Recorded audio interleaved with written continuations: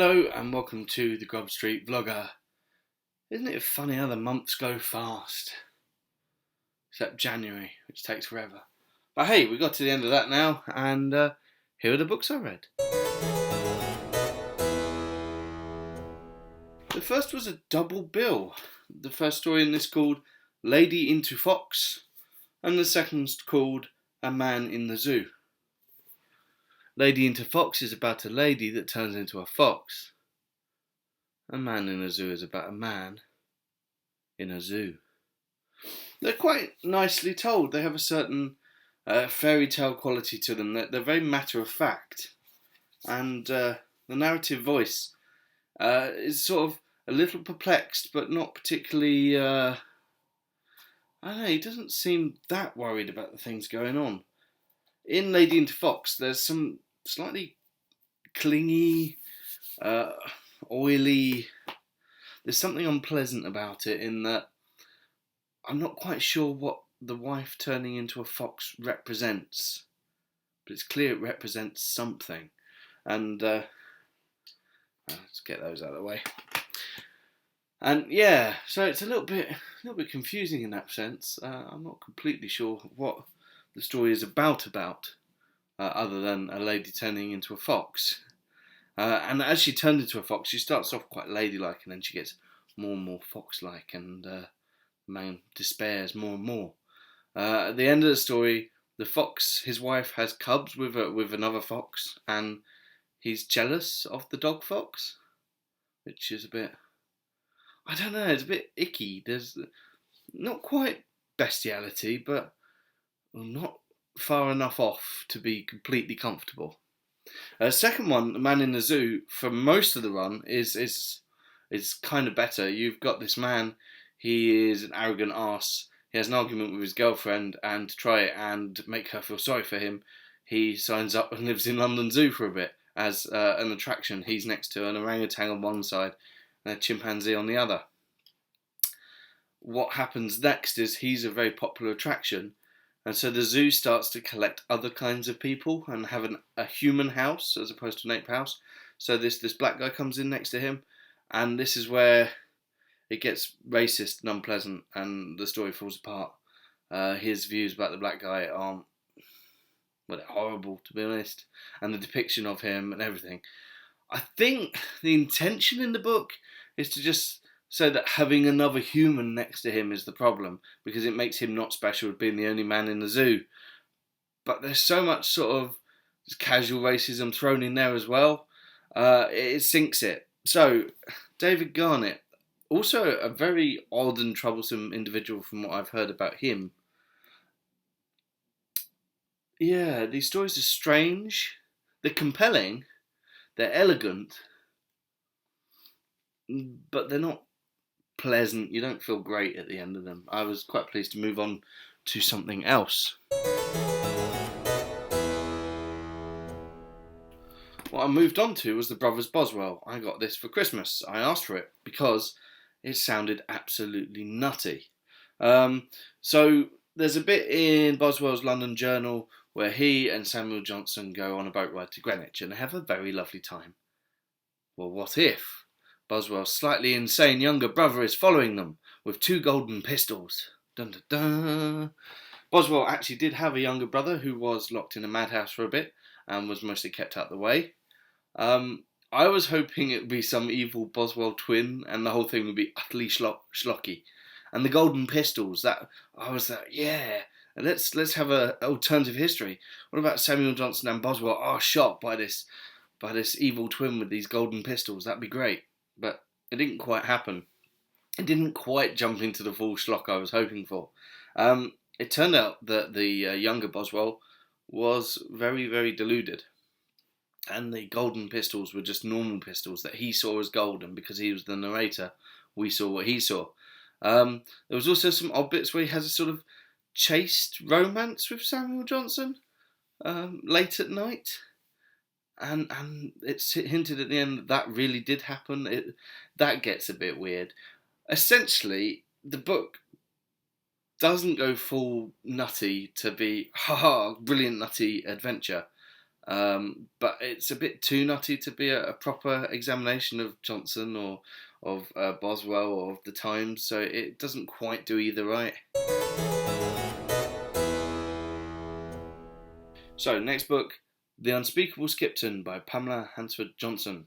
I read one of her other books 2 years ago called An Error of Judgment, and it's a very odd book. The narrator never quite feels right. He seems a bit off, and it's all about whether you should murder people or whether murder's ever right. And there's this character, he knows he's going to hell because he's an evil person, so he decides to commit some evil acts in order to ensure it. So that by an error of judgment he doesn't accidentally go to heaven when he doesn't deserve it. Anyway, it was more interesting than it was enjoyable. But when I saw this knocking about for 50p, I thought, well, let's have another go. Because interesting, that scores quite highly with me. I'll go for this. And this is a far more enjoyable work. It's still about an absolutely unpleasant person. He's called Skipton, Daniel Skipton. He lives in Bruges. He thinks he's the greatest writer that's ever lived. He probably isn't.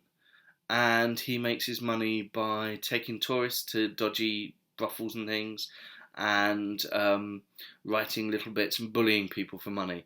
And he's writing this novel, which is essentially him abusing everyone around him and saying what terrible people they are. It looks like this novel's never going to be finished because each person comes in whom he hates. He has to add them in the book, and the book looks like it's going to make no sense because it's just abuse. Some other characters come in here, and they're also really quite unpleasant and up their own arse. One of them gives a lecture, and Skipton thinks it's going to be about him and how great he is, and is very disappointed when it isn't.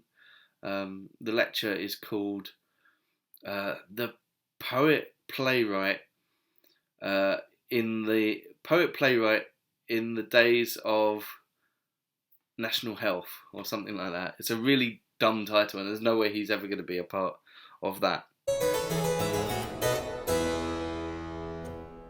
Next book I read for the Samuel Johnson reading circle.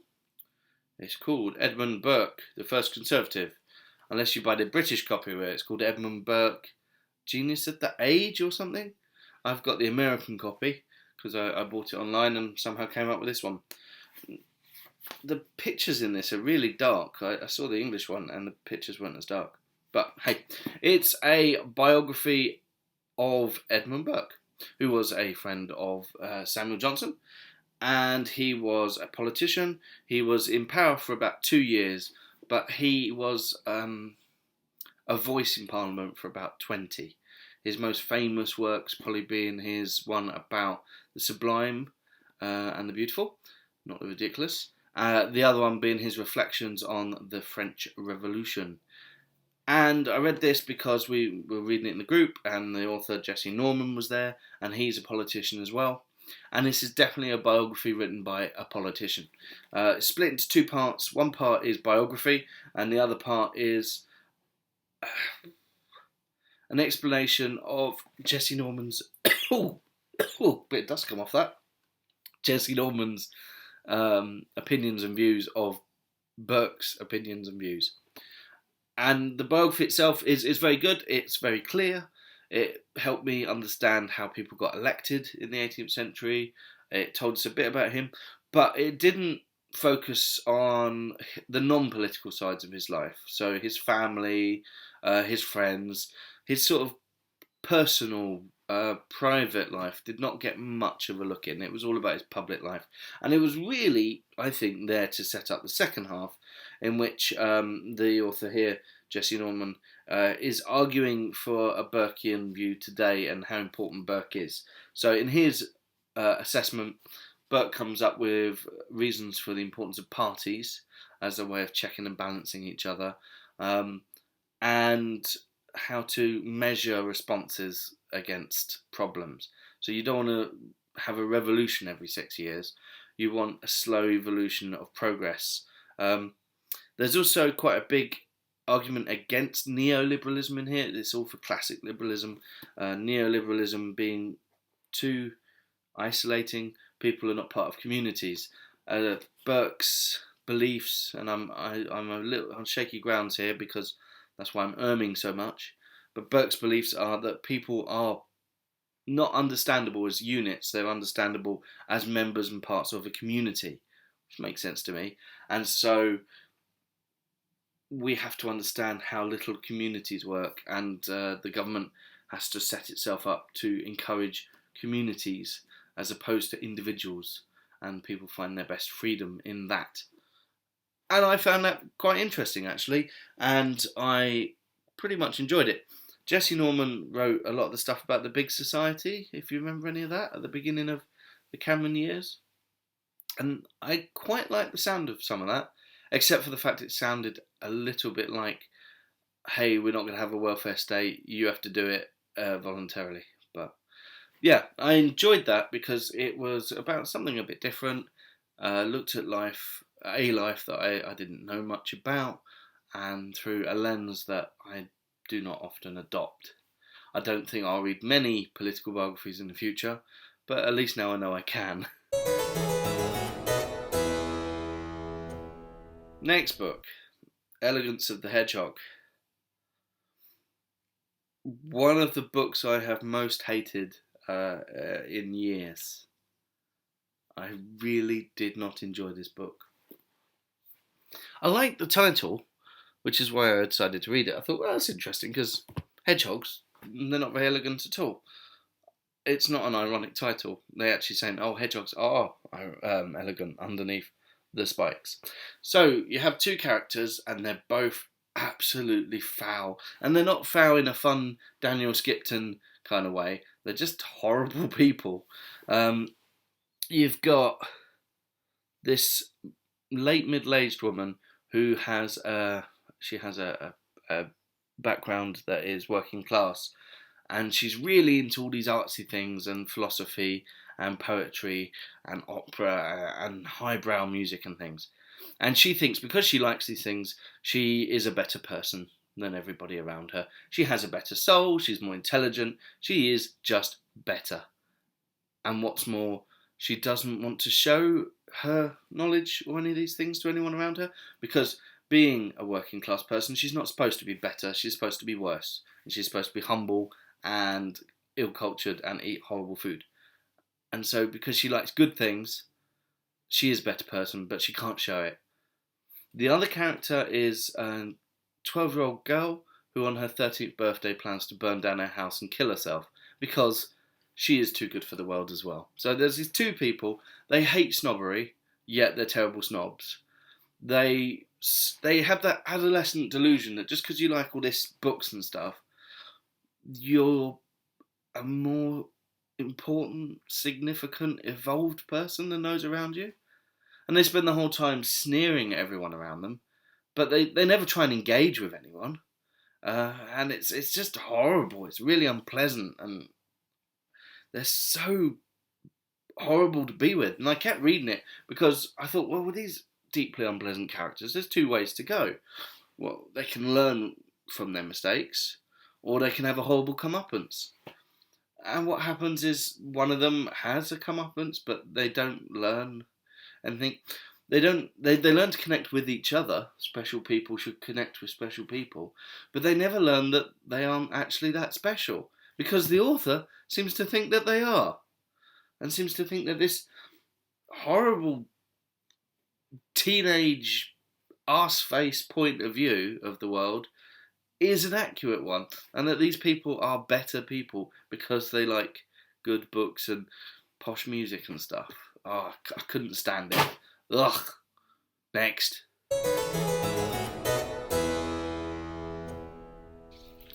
Now, I'm taking my way through this book here, which is called Popular Fiction by Women, and it's a collection of different short novels.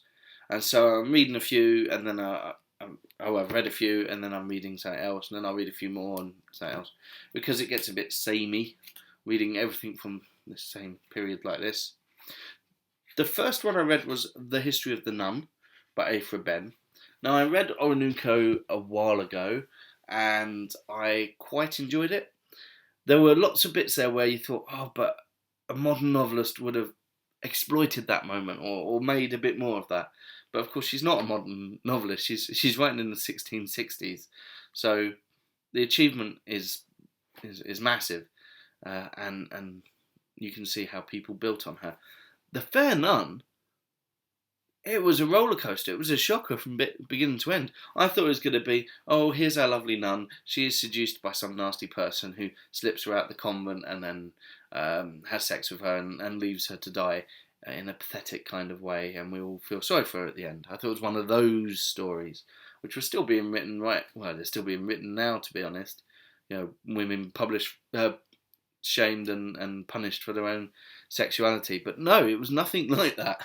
She's a nun, she chooses to be a nun, and then she falls in love and sneaks out, and he's very good, and they have a lovely life, but they need a bit of money, so he goes off to war and he gets murdered. And then someone comes back who loved her before and she turned him down, she marries him, but then the first man comes back, and oh no, what's she going to do? Well, she's going to murder her first husband, of course, isn't she? And for good measure, she's going to sew him to her second husband and throw them both off a bridge and kill them both. That was not what I was expecting from that story. She had the control all the way through, and she didn't even feel sorry, really, when she murdered them, particularly. There wasn't all this swooning and all that going on. She had a little bit, but then she got on with it and killed them both. And what's more, she's discovered and she gets executed. And the whole way through, she's never shamed. Even when she's a condemned criminal, she's about to get executed. She's this figure of piety that people look up to. So it's a very, very peculiar book, and I really enjoyed it, and it with a great many surprises. And yeah, History of a Nun, track it down, Aphra Behn, so you don't get other nun books. And Marquis de Sade wrote one, I'd avoid that. So that was the first one I read in here. And the second one I read in here was called The Secret History of Queen Zarah by Delarivier Manley. Except it probably wasn't written by Delarivier Manley, I found out. But when this anthology was put together, they thought it was. And it's not great. It's a piss take of Sarah Churchill. You may remember her from The Favourite. And it's not really about those times, it's about a bit earlier and her using her sexuality and cunning and political wiles to get ahead in life. And the character of Zarah, who's our Sarah surrogate, has no real personality and is pretty dumb and is not very interesting at all. So, yeah, it was dull. I'm glad it was short. And that's the end of the month. A book I hated. I love The Nun, and a couple of odd ones. I'm hoping February picks up a wee bit. Thank you. Hello to my future year, my resolutions are sincere.